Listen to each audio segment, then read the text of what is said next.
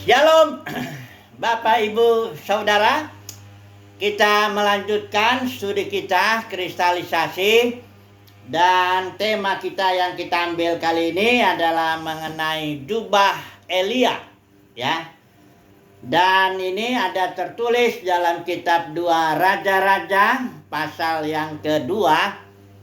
Di sana dikatakan bahwa Elia akan dipisahkan dari Elisa, ya. Jadi kita tahu kasusnya bahwa Elia akan diganti ministrinya oleh Elisa, karena Elia pada waktu itu dia takut ya terhadap ancaman Jezebel, melarikan diri. Tuhan tanya, apa kerjamu di sini? Dan Elia agak membela, memang dia membela diri, dan dia tidak mengatakan bahwa dia bersalah atau takut dan sebagainya. Nah, jadi dalam kasus ini kita akan bahas jubahnya Elia ini melambangkan apa dia.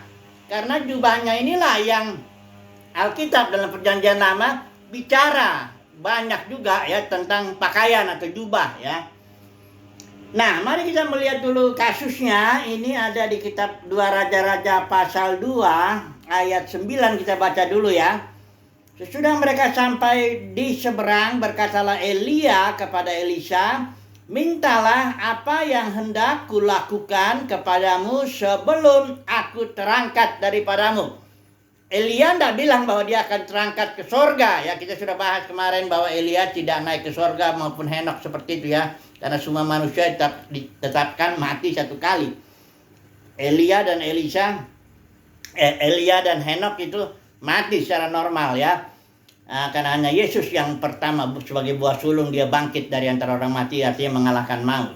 Kita sudah bahas itu. Kita nggak bahas itu. Yang kita bahas bahwa jubahnya Elia jatuh kepada Elisa.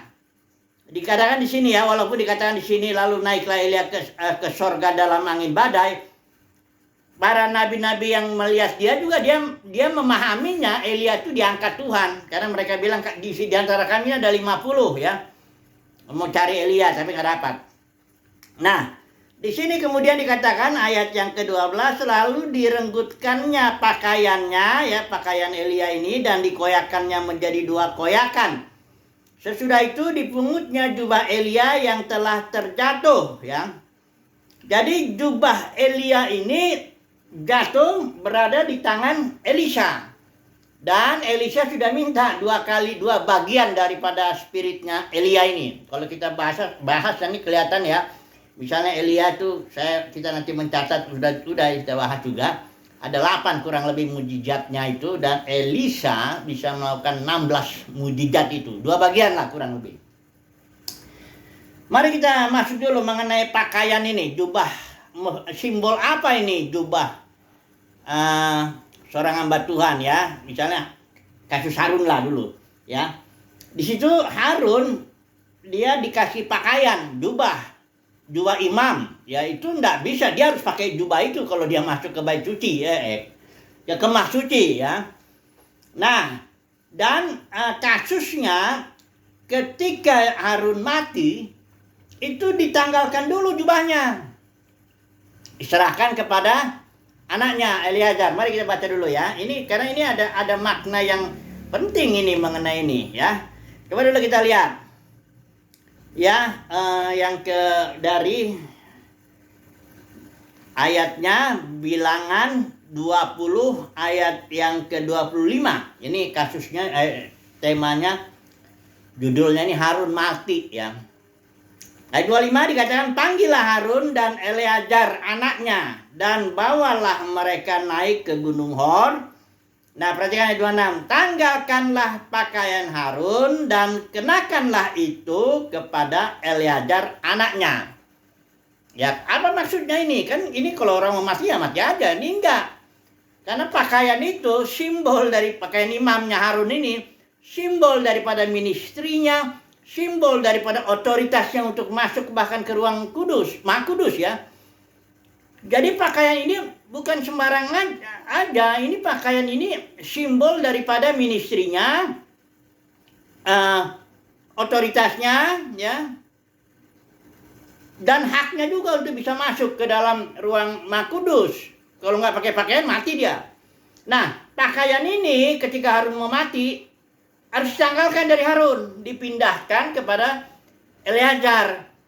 Nah, jadi yang dipindah, yang Harun mati itu ya dia mati sebagai pribadi, tapi ministrinya tidak mati, ministrinya lanjut, hanya dilanjutkan oleh Eleazar. Sama begitu juga kasus Elia dengan Elisa. Elia mati itu ya sebagai manusia memang harus mati ya. Sudah ditetapkan mati satu kali karena upah dosa itu maut, mutamut, kita udah bahas itu. Tapi ministrinya Elia yang disimbolkan oleh jubah Elia itu tidak mati. Bahkan sampai detik ini masih ada Elia akhir zaman yang menjalankan ministrinya Elia. Kalau dalam kasus Yesus itu Yohanes Pembaptis itu sebenarnya Elia. Ya, jadi dengan dipindahkan jubahnya itu kepada Elisa, artinya pelayanan Elia diteruskan oleh Elisa, ya. Nanti kita lihat dulu, kita ulangi dulu sebenarnya jubah atau ministrinya Elia ini apa. Baik Elia yang berupa sejarah, kita sudah bahas itu, maupun Elia yang dinubuatkan akan datang. Nah, ini apa ini ministrinya kita udah bahas. Kita ulang dulu sedikit aja. Tapi tetap fokus kita jubahnya ya, jangan ke yang lainnya, jubah ya. Kita sedang bahas itu, pakaian. Kemudian pakaian juga dalam perjanjian lama merupakan simbol kemuliaan. Ya, perhatikan Keluaran 28 ayat 2, saya bacakan ya. Mengenai pakaian imam, ini judulnya, haruslah engkau membuat pakaian kudus bagi Harun. Kudus ini artinya terpisah, beda, nggak boleh dipakai sembarangan. Ini sudah dikhususkan untuk suatu, dikatakan di sini, sebagai perhiasan kemuliaan. Jadi pakaian itu simbol daripada kemuliaan. Kalau dia udah kudus ini pakaian ini, tidak boleh dipakai macam-macam. Ada atau orang biasa nggak boleh. Orang yang ditetapkan Tuhan. Maka Harun ini yang ditetapkan ini dia dipakaikan, maka Harun dipenuhi kemuliaan karena pakaiannya, ya. Nah, dalam strata sosial Israel juga kemuliaan atau apa strata sosial imam besar itu nomor 1. Baru imam-imam, baru orang-orang Lewi, baru para pedagang, orang-orang kaya ya. Kemudian barangkali para petani atau apa. Nanti di bawahnya itu ada pemungut cukai, pelacur. Di bawah lagi itu bangsa lain seperti anjing. Makanya Yesus itu pernah berkata kepada perempuan Sirofenisia, nggak layak kalau roti yang untuk anak-anak, katanya untuk orang Israel dikasih ke bangsa kafir, untuk anjing katanya. Untung perempuan ini nggak sakit hati ya. Dan memang begitu. Kemuliaan itu ya Harun imam besar itu memang dalam strata sosial pun dia penuh kemuliaan lah ya, begitu ya. Nah, jadi pakaian pertama itu simbol daripada ministry. Kedua, pakaian itu simbol juga dari otoritas. Kayak kalau pakaian polisi juga kan begitu kan. Kalau seorang pakai pakaian polisi dia print begitu, stop, itu mobil stop. Bukan karena badannya, barangkali badannya kecil polisi itu, ada orang bawa truk besar badannya, tapi masalahnya otoritas. Pakaian itu, coba kalau polisinya nggak pakai pakaian, coba mau nyetop, wah itu nggak bisa. Jadi pakaian simbol daripada ministry. Yang kedua, pakaian simbol daripada otoritas. Ketiga, pakaian simbol daripada kemuliaan. Kemuliaan seseorang itulah dia ya. Oke. Kemudian yang kedua, kita masuk poin berikut, jubah atau ministry Elia. Kita hanya mengulang aja ini. Yang pertama, yang berupa nubuat saya campur aja, baik yang sejarah maupun nubuat saya campur aja. Yang pertama, pelayanan Elia itu yang akan dinubuatkan itu dalam Maleakhi pasal 4 bagian terakhir itu adalah pemulihan atau membalikan hati bapa kepada anak dan anak kepada bapa. Artinya pemulihan kepemimpinan bapa atau fungsi bapa sebagai raja, imam dan nabi di rumahnya sendiri. Unik ini ya pelayanannya. Jadi dipulihkanlah bapa itu sehingga hatinya mengarah kepada anak-anaknya dan anak-anaknya kepada bapaknya dalam ministry sebagai nabi, imam, raja. Nah, jadi gereja itu ya itu rumah itu, ya. Nah, itu makanya dia bilang ada istilah gereja rumah. Oke lah. Yang kedua, ministry Elia. Ini disimbolkan oleh Yohanes Baptis dengan dikatakan bertobatlah sebab kerajaan sorga sudah dekat. Kalau dalam sejarah Elia itu ministrinya membuat kerajaan Israel supaya bertobat dari penyembahan berhala. Sorry ya Bapak Saudara, ini ada suara suara orang demam berdarah ya. Jadi saya harus melawan suara itu. Kalau saya tunggu-tunggu nanti ini. Oke lah, fokus lagi kita ya. Jadi ministry yang kedua daripada Elia adalah membuat bertobatlah ya kepada Israel ya. Dalam Elia sejarah ini bertobatlah sebab bertobat dari kerajaan dari Baal, itu nabi-nabi penyembahan berhala Baal, bertobat. Kemudian yang Elia akhir zaman, Elia yang dalam diri Yohanes Baptis, dia juga bilang bertobatlah sebab kerajaan Mesias sudah dekat. Ya, jadi ini ministry yang kedua ya. Yang ketiga, ministrinya ini doa ya. Kalau dalam Yakobus kita sudah bahas itu, doa orang benar jika dengan yakin didoakan sangat besar kuasanya ya. Jadi ministrinya Elia yang ketiga itu doa. Yang keempat, pemulihan segala sesuatu. Karena kita mengatakan bahwa Elia akan datang untuk memulihkan segala sesuatu ya. Kita sudah bahas juga. Inilah 4 ministry daripada Elia yang disimbolkan oleh jubah Elia ya. Nah, sekarang kita masuk dulu kepada aplikasi. Ya, kita nggak mungkin dong pakai jubahnya Elia itu jubah jasmani. Ya kan, nggak tahu jubahnya udah pasti hancur ya, pakaian udah pasti hancur. Udah, itu zaman Elia itu abad ke-9 sebelum Masehi. Udah 2800 tahun yang lalu. Ya. Tapi apa jubah ini? Nah, kita melihat dari kasus Taman Eden. Untuk memahami sebenarnya pakaian kita ini apa.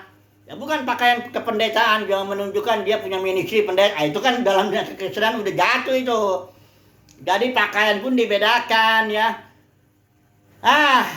Udah bukan itu. Ya, pakaian kita itu apa? Coba lihat dulu Adam dan Hawa ini ya, jatuh dia kan dalam dosa. Kemudian dia menggunakan pakaian daun ara. Ya, daun ara itu menutupi rasa malunya, telanjangnya, hilang kemuliaan kan lupa. Bukan hilang, berkurang kemuliaan itu kan. Pakaian itulah pakaian kemuliaan yang dipakai Adam Hawa, dicobalah untuk menutupi itu. Kemudian Tuhan nggak berkenan, dipakailah pakaian kulit binatang, ya, kulit binatang kepada Adam dan Hawa. Nah, ini simbol apa kulit binatang ini? Kulit binatang jelas simbol daripada binatang yang sudah disembelih, kulitnya diambil menutup. Jelas ini adalah simbol daripada Kristus Yesus yang disalib, ya, salib, darahnya mengampuni dosa, kemudian hayatnya itulah dia sebenarnya pakaian itu. Jadi pakaian saudara dan saya adalah Kristus yang sebagai hayat kita dalam batin. Kristus itu kalau kita berkata perjanjian baru itu ada beberapa. Kristus itu pertama dia kepala dan tubuh. Ini dalam dimensi spiritual ya. Kristus itu ada dalam batin kita, tapi bukan dalam jantung kita, ginjal kita, nggak mungkin begitu. Dalam dimensi spiritual ya, Kristus itu pertama kepalanya, Kristus Yesus, kemudian tubuhnya itu satu. Kristus yang pertama ya. Yang kedua, Kristus itu hayat kita, hidup ya, zoe. Kita kalau lahir baru mendapatkan hidup baru, zoe. Hayat yang dijalani oleh Elohim saat ini. Karena apabila Kristus yang adalah hidup kita, ya, jadi Kristus hidup kita. Nah, Kristus itu adanya di dalam batin. Christ in you, the hope of glory. Jadi pakaian kemuliaan kita itu juga adalah Kristus di dalam batin. Ingat itu ya. Kita tidak pakai pakaian-pakaian kalau mau ministry atau kita supaya berotoritas, supaya kita penuh kemuliaan, kita nggak pakai yang pakaian-pakaian seperti, maksud saya nggak pakaian kependetaan mesti begitu ya, pakaian yang jubah apalah, macam-macam, dan begitu. Ya kalau mau pakai begitu terserah aja, tapi itu bahayanya itu sebenarnya ada ajaran di balik itu, ajaran Nikolaus yang membuat inilah golongan imam, inilah golongan pendeta, nah inilah golongan jemaat. Padahal gereja itu semua imam-imam menurut aturan Melkisedek. Nah, jadi pakaian imam kita apa? Yang menurut aturan Melkisedek, yaitu Kristus. Nah, dalam batin ya. Kemudian Kristus yang berikut, Kristus ini adalah kingdom. The kingdom of Christ. Di mana kingdom ini? The kingdom of God ya is within you. Di dalam kamu. Pengertiannya begini, di dalam. Jangan mikir jasmani bagaimana kerajaan surga masuk ke dalam jantungku, dalam ruangan di sini. Enggak, bukan begitu. Manusia itu hidup dalam dua dimensi. Kan jelasnya bukan begitu. Manusia itu kayak amfibi, salah lagi. Manusia itu ada sisi spiritualnya, ya. Ada sisi jasmaninya. Alkitab mengatakan Tuhan memerintah dari sisi spiritual kan menuju mengatur hal-hal perkara jasmani. Itu Tuhan. Kalau iblis ya bekerja dari luar dia, dari yang jasmani masuk dia mencoba merusak jiwa kita maupun bahkan roh kita. Jadi pengertian Kristus dalam batin itu artinya Kristus yang di dalam dimensi spiritual kita memerintah pikiran, perasaan, kemauan kita, bahkan akhirnya tubuh kita. Itu artinya ya, Christ in you. Sama seperti kalau di kitab Yeskiel itu ada air ya, air hidup itu Kristus dalam batin itu. Baru-baru dia cuman di telapak kaki, ya kita masih bebas bergerak, mau kita ngambil putusan, pikiran kita sudah berikut, bertumbuh dia, sampai lutut, tumbuh lagi, sampai pinggang, sampai akhirnya kita tenggelam oleh Kristus. Kita dikuasai habis oleh Kristus, menjadi tawanan roh kalau istilah Paulus ya. Kita dipimpin oleh Kristus, ibadah kita dipimpin oleh Kristus. Ibadah dalam roh dan kebenaran, gimana Kristus memimpin kita, begitulah kita menjalani kehidupan keseharian kita. Gak ada lagi istilah-istilahnya pakai pakaian-pakaian unik untuk aneh-aneh ya, supaya melayani, enggak gitu. Kita melayani, beribadah dalam hidup sehari-hari yang dipimpin oleh Kristus dalam batin. Karena itulah pakaian kita. Ini lagi saya ulangi ya. Pakaian kita adalah Kristus. Itu pakaian kita. Kemudian, satu lagi Kristus itu. The Spirit of Christ, Alkitab bicara begitu. Artinya Kristus itu adalah roh. Di mana dia rohnya? Dalam batin lagi. Yeskiel 36 ayat 2, 6, 7 dari mengatakan gitu, aku akan memberikan roh yang baru dalam batinmu dan rohku akan kuberikan di dalam batinmu juga. Jadi roh kudus itu, Yesus juga bilang itu roh kebenaran, tinggal dalam kita selama-lamanya. Itulah Kristus yang dalam batin. Kenapa? Kalau kita ibadah dalam roh bagaimana? Ya ikuti aja pimpinan roh. Kalau roh kudus suruh kita berdagang, ya berdagang. Berbisnis, ya berbisnis. Itu ibadah. Kalau Roh Kudus bilang, ayo kau bekerja sebagai ibu rumah tangga, itu ibadah. Ya. Kalau seorang mahasiswa, dia kau belajar hari ini ya, jangan main-main kau keluar-keluar melayani, sibuk sana sini. Belajar. Itu ibadah, belajarnya dia itu. Jadi ibadah itu kalau orang dalam kekristenan, ibadah itu datang ke gedung kebaktian, melakukan nyanyiannya, angkat tangan, melakukan ritual, ibadah begini-begini, itu ngasih perpuluhan, itu ibadah katanya. Bukan. Kutip-kutip lagi Ibrani 10:25, saya udah sering ngomong itu istilah pertemuan itu bukan bertemu dalam gedung denominasi, itu pertemuan itu istilah Yunaninya epi sunagoge. Sunagoge itu adalah pertemuan, epi itu artinya di atas atau dalam dimensi spiritual. Jadi itu Ibrani 10:25 kalau mau digenapi, kita mesti hidup dalam dimensi spiritual. Sekalipun Paulus bilang, sekalipun aku dalam secara jasmani nggak hadir di situ, kepada jemaat Korintus yang ngomong, nggak hadir di situ, tapi dalam roh aku hadir. Itulah ya Paulus bertemu dalam dimensi spiritual, dalam penggenapan Ibrani 10:25, epi sunagoge. 2-3 orang berkumpul juga kalau mereka dalam nama Yesus, artinya dalam dimensi epi sunagoge, di situ Tuhan hadir. Tapi kalau 1000 orang kumpul, masing-masing punya pikiran sendiri, perasaan sendiri, kamu sendiri, motif sendiri, rohnya pun pada beda-beda, itu nggak menggenapi Ibrani 10 ayat 25. Walaupun kumpul dalam gedung denominasi, ada di situ jubah yang pakaiannya macam-macam, nggak gitu. Saudara, pikiran kita ini mesti berubah. Yang perjanjian lama itu lahiriah, jasmani. Israel itu kerajaannya jasmani, musuhnya jasmani, istananya jasmani, bait sucinya jasmani, semuanya jasmani. Ibadahnya juga mesti di Yerusalem, mesti begini, semuanya jasmani. Tapi dalam perjanjian baru, karena pakaian kita adalah Kristus, otoritas kita adalah Kristus, kemuliaan kita adalah Christ in you, kemuliaan batinnya, ya kita menjalaninya. Ini bedanya dunia kekristenan sudah menjadi sangat lahiriah. Dunia kekristenan sudah menjadi sangat lahiriah. Kemuliaannya lahiriah. Kalau dibilang pendeta besar, pendeta yang dipakai Tuhan, luar biasa katanya. Saya nggak iri ya, nggak ngeledek-ledek juga nggak. Saya mengatakan kebenaran. Apanya yang besar sih? Apanya sih yang dibilang dipakai Tuhan itu apanya? Dalam hal apa? Apa batinnya? Apakah pewahyuannya? Apakah Kristus dalam batin atau karakter Kristusnya? Bukan. Enggak itu. Yang dimaksud besar itu di situ pengikutnya banyak. Barangkali 10.000, 20.000, bahkan ratusan ribu. Kemudian barangkali sekolahnya bagus. Nah, doktor teologi, apa namanya. Kemudian kaya pastilah. Ya. Kalau miskin, enggak pendeta besar itu. Biarpun batinnya dia luar biasa, dia cinta Tuhan, ya. Pewahyuan akan Alkitabnya luar biasa dia miliki. Tapi kalau dia miskin, itu bukan pendeta besar.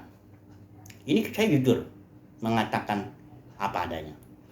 Makanya saya bilang gini ya. Dunia kekristenan harusnya memisahkan diri dengan orang-orang yang nggak beres gitu loh. Jangan diam aja. Nanti kalau dunia kekristenan diam, orang pikir dalam dunia kekristenan ya begitu, main uang, main jabatan, ya merampok lagi begini, ajaran palsu begini. Kalau orang-orang yang benarnya nggak ngomong, nanti orang luar yang ngelihat, ya kayaknya dunia kekristenan memang udah rusak banget. Padahal nggak semua dalam dunia kekristenan itu rusak, nggak semua. Masih awal minoritas, masih ada orang-orang yang betul-betul cinta Tuhan. Dia nggak cinta uang, nggak cinta jabatan, nggak ngomong duit, enggak. Khotbahnya betul-betul meninggikan salib Kristus, pakaian binatang itu kan salib. Ya, benar-benar dia cinta Tuhan kok. Ya, cuman karena dia kalau nggak ngomong, karena minoritas juga barangkali ya, jadi dianggap ya udah dunia kekristenan rusak. Saya beri contoh dulu ya.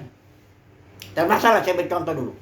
Karena ini ada seorang pendeta yang dianggap pendeta besar, pendeta yang terkenal, dipakai Tuhan luar biasa, macam-macam lah. Pengikutnya banyak ini pendeta ini, ya. Dia berbicara sebagai sebelum saya ambil kesimpulannya.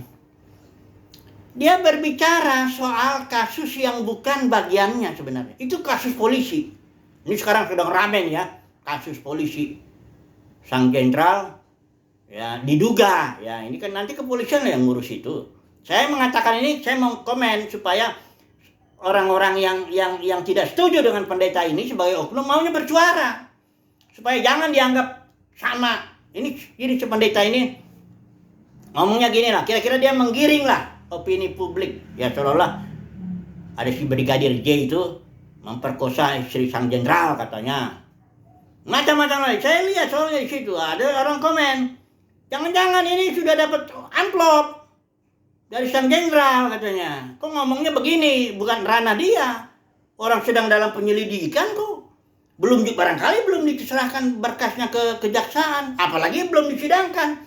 Bagaimana dia orang bisa tahu? Kok ini orang berani-beraninya ini si pendeta besar ini ngomong begitu, ya. Nah, kalau orang-orang yang lain itu harusnya memisahkan diri. Kami enggak seperti dia ngomong berdasarkan enggak mewakili dunia kekristenan. Dia ngomong enggak mewakili, maunya misalnya sinode itu ngomong langsung bersuara dong. Kalau ini udah masalah publik, sedang lagi hangat-hangatnya begitu.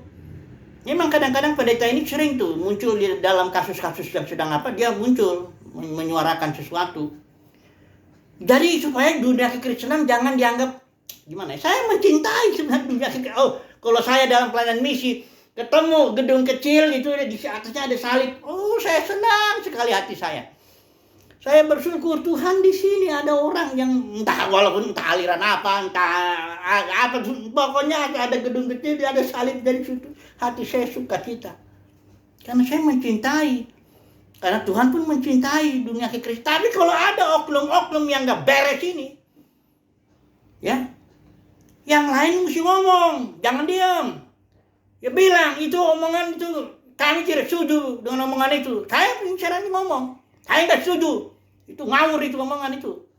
Bukan haknya. Bukan urusannya. Mau apa motivasinya? Mau terkenal? Mau lebih terkenal lagi? Kan udah terkenal. Ya sudahlah. Ini saya mengatakan ini supaya dunia tahulah ya bahwa dunia kekristenan enggak semua orang begitu, ya. Nah, kita kembali lagi ya. Dalam dunia kekristenan ada juga orang-orang yang benar-benar pakaiannya adalah Kristus dalam batin. Walaupun banyak, tentu mayoritas yang pakaiannya dan kemuliaannya, ya, yang otoritas manusia, organisasi itu, otoritas kemuliaan manusia, ya gedungnya lah, yang atau sekolahnya lah, atau keterkenalannya, pengikutnya, atau kayanya dan sebagainya. Banyak yang begitu pakaiannya. Tapi umat pilihan Tuhan pakaiannya Christ in you, Kristus dalam batin. Kemuliaannya Kristus dalam batin. Ministerinya batinnya. Mengikuti pimpinan roh secara dalam batin ini. Sudah ini, kesimpulannya apa ini?